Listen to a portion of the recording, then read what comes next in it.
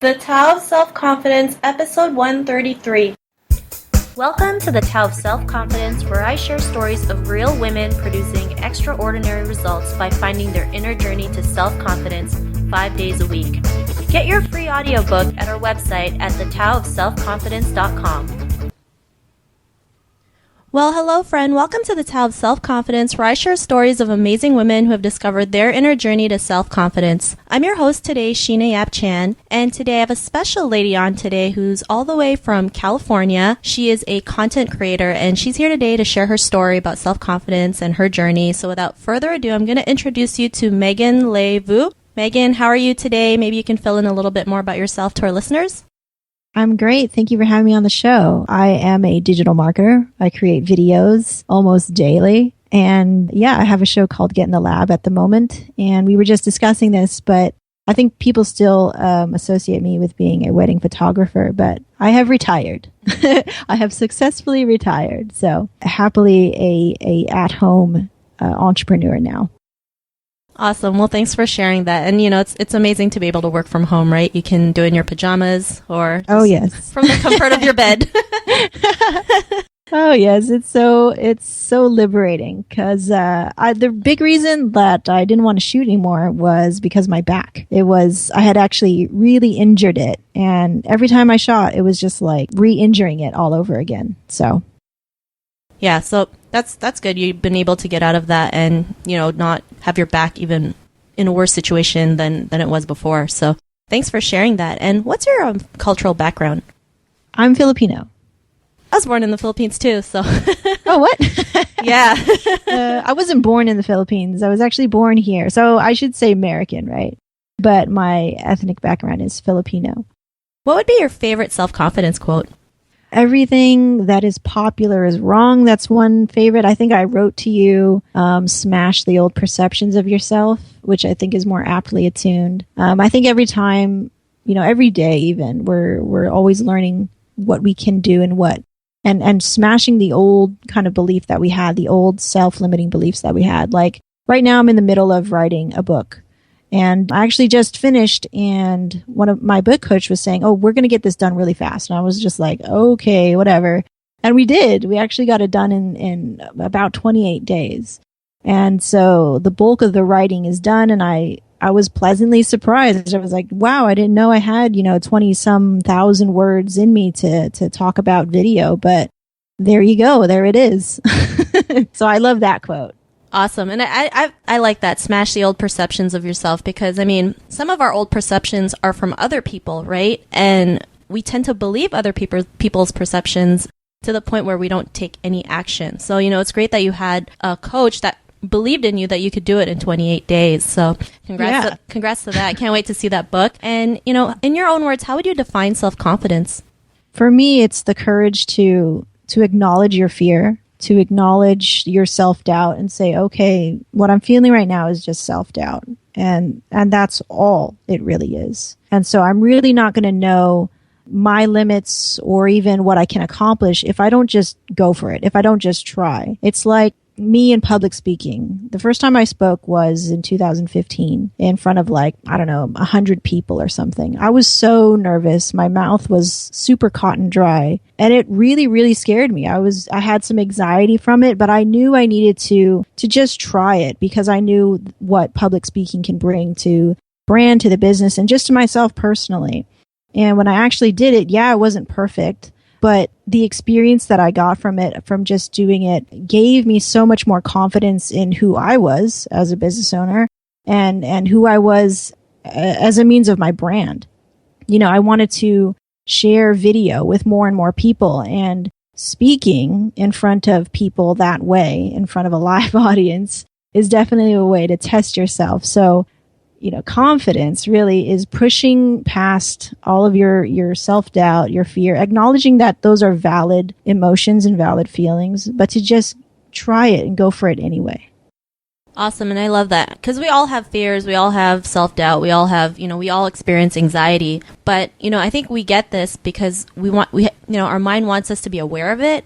But, it's up to us to decide whether we go forward or we stay put in the position that we're in. So, it's great that you're able to see what could go right when you go up public speaking, regardless of how perfect it is, because so many people are always afraid of what could go wrong, right? Right. And, nobody starts as an expert, right? Everyone starts somewhere, right? They always say, Yes. A master was once a disaster. so, Love it. so, we have to realize that we're not going to be perfect the first time, right? It takes a lot of practice. Even me with like doing this podcast, I was like you, I was afraid, but I knew what could go right. I knew how it could change women's lives. So even if I was stuttering or if I was scared to even ask people to interview, I just kept on doing it to the point where I'm comfortable to be able to go up and ask somebody to do an interview or, go on the mic and start talking to people. So, I mean, we all have to realize we have to start somewhere. So great definition. I love it. And, what was your life like before the discovery of self-confidence? My life was like just going with the flow. I think people associate that phrase with being cool, like being a cool cat, whatever. And I would still say like, oh yeah, I'm still pretty like easygoing and stuff. But literally, I adopted the beliefs, the values, the priorities of other people in my life, where I was literally a doormat, like relationships, intimate relationships, family relationships, what else? Just any relation, even friendships, just adopting other people's beliefs and not really having a voice of my own. And when I discovered making video, which was just for fun, it started being this crazy thing where it was like, oh, I actually do have something to say. I have my own opinions. I have my own way of putting myself out into the world. And when I discovered that, I blew my own mind. I smashed the old perceptions of myself. I was like, holy crap, I'm actually not a doormat. And I just had so much to say and and an opinion to share to the world and to kind of rediscover for myself. And so before discovering self-confidence, I was just such a mouse, such a mouse. And nowadays, I actually stand up for what I believe in. I definitely, take on the opinions and influences of others in the best way that I can. And I let that come through me, but I always try to breathe in of what I'm taking in and breathe out the thing that I want, right? I've molded it and shaped it to my own beliefs, my own priorities. And so I would say this to women, we get influenced a lot in a general basis. We consume a lot of information, whether it's from our mentors, our spouses, our family, our friends, but we need to breathe in, but we also need to breathe out, take as much support as we can coming in, but also give back, take it into yourself and mold it and own it. And that's how I was before self-confidence. And now I feel like it's kind of like being reborn again. Awesome. And, I think too, being in an Asian culture, especially for women, I find that we're always told what to do, right? Yes. It's like, go to school, get a job, get married, and just don't make any noise, right? Yes. Our parents might fear we might make, a fool of ourselves or, we're going to get talked about. And it's not that it's their fault, right? I mean, it's how they were raised and it's, the only way they know. But, when people start reading books and start associating themselves with other people, then they know that there's another way. So, like for us, I'm sure we were all raised the same way, told us to go to school, get a job, get married, and yada, yada, yada. And then we figured out that, wow, like you made a video. It's like, oh, wow, I do have a voice and I can go out there and speak my mind and people will listen to me, right?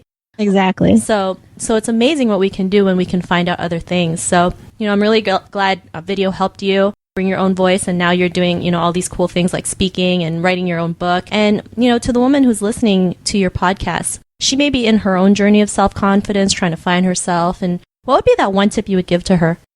One tip. Start vlogging. Vlogging has been really instrumental in my own self-therapy. So I think that's just for me because I don't have a lot of close relationships where I never felt really comfortable truly being myself because I had been, unconfident for a lot of my life until I discovered video and I discovered how to put my own voice forward and establish who I am and my identity. And if you're anything like me, and you're an introvert and you have a hard time connecting with people or just in general, even if you're an extrovert, talking about your own struggles, your own life through vlogging, you don't have to make it public, but I think it's such a instrumental tool in just self-therapy, and getting to that place of like, okay, this is who I am. This is who I want to put forward into the world.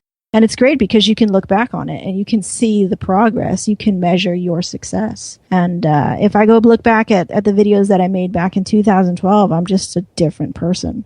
And it's crazy to now. And I think that's amazing. And I want to share that experience and that kind of development that I've had with creating video with other people too.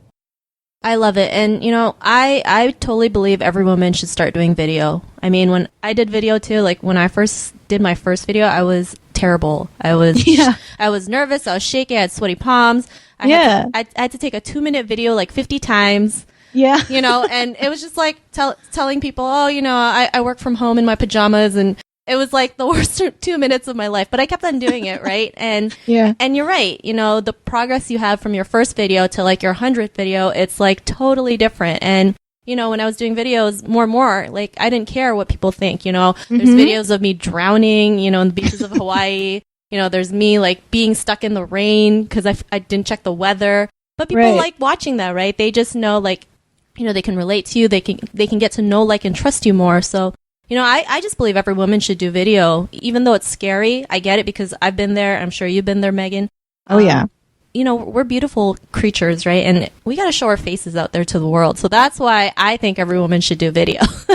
They should. And, just to get to see who's behind, because this is what I kind of preach, is that we're all kind of saying the same thing as digital marketers, digital entrepreneurs.